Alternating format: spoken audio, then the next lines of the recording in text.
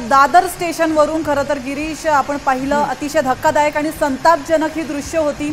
दुपारी 2 वाजल्यापासून हे प्रवासी या ठिकाणी अडकलेले आहेत, मात्र कुठलाही प्रशासकीय अधिकारी त्या ठिकाणी उपस्थित नाहीये किंवा त्यांची दखल देखील घेतली जात नाहीये। पण ते लोक उभे आहेत, त्यांना पण काहीतरी असेल, पोटपाणी असेल, पण त्यांना सुद्धा प्रशासन सुविधा नाही पुरवत, तर पब्लिक तर पाट्यावर मारतायत त्यांना।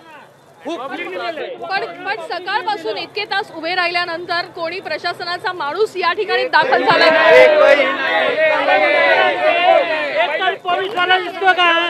एक तरी पोलीसवाला आहे का इथे? बघा, एक तरी पोलीसवाला आहे का इथे आजूबाजूला? किंवा रेल्वे मंत्री तर आमचं बघत असतील, सगळं रेल्वे मंत्री जर बघत असेल तर कृपया त्यांना विनंती आहे, कृपया करू काहीतरी मार्गदर्शन करा। रेल्वे मंत्र्यांना माझी विनंती कळकळीची, काहीतरी मार्गदर्शन करा, काहीतरी सोय करा आणि काहीतरी गाड्यांना तर काहीतरी दुसरी व्यवस्था तरी करा। आणि 8 तास झाले लोक इथे थांबलेत, बोललो कुठल्याही प्रकारची सोय नाहीये।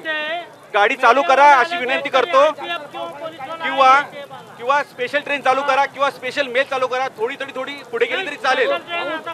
मागच्या वर्षी ट्रेन चालता, पावसाचा आता का चालू होत नाही? पाऊस कुठे आहे मॅडम? बस सोडा। मला असं वाटतं 1 तास झाला पाऊस नाहीये। माझ्यामध्ये ही कर्जत गाडी आहे ना, ही ट्रॅकवर पाणी, ही कर्जत गाडी सोडली गेली पाहिजे। रेल्वे मंत्र्याला माझी विनंती आहे, कर्जत गाडी सोडा। अर्धे माणसं पुढे जातील, अर्धे पाठीमागून येतील, काहीतरी होईल। काहीच करत नाही तुम्ही, कसं चालणार? आम्ही 12-1 वाजतील, नंतर होणार काय? लोकांना कोणा चक्कर आली, काय आलं, हॉस्पिटल कोण बघणार आहे? आजकाल कोणी कोणाचं नाहीये। आपण बघतोय की गेल्या अनेक तासांपासून या ठिकाणी हे सगळे प्रवासी खोळंबलेत। या प्रवाशांसोबत केवळ दुसरा प्रवासीच आहे, कुठलाही प्रशासनाचा माणूस नाही। मात्र या ठिकाणी प्रशासनातर्फे केवळ अनाउन्समेंट केली जाते आणि त्याचा राग जो आहे तो या ठिकाणी प्रवासी व्यक्त करताना बघायला मिळत आहेत। सकाळपासून अनेक प्रवासी या ठिकाणी खोळंबलेत, कोणाच्या पोटात अन्न नाहीये, बाथरूमची सोय नाहीये।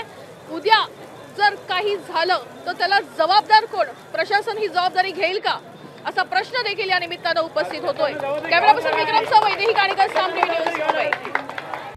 आता isakal.com आहे देशातील नंबर 1 ची मराठी न्यूज वेबसाईट। प्रत्येक अपडेटसाठी isakal.com ला नक्की भेट द्या।